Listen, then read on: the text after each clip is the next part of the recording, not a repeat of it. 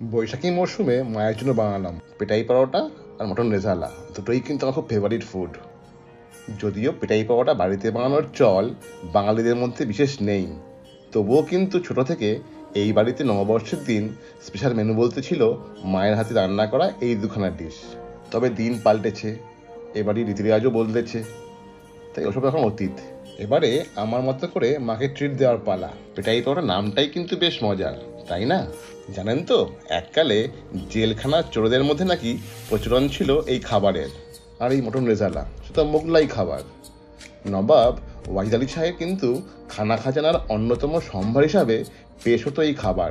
এইসব শাহী ব্যাপার, কারণ সঙ্গে আছে ডক্টরস চয়েসের রিফাইন্ড সয়াবিন অয়েলের মতো তেল, যা যে কোনো ইউনিক খাবারের স্বাদকেও বানিয়ে তোলে অতুলনীয়। তবে কিন্তু এখন আর চিন্তা নেই।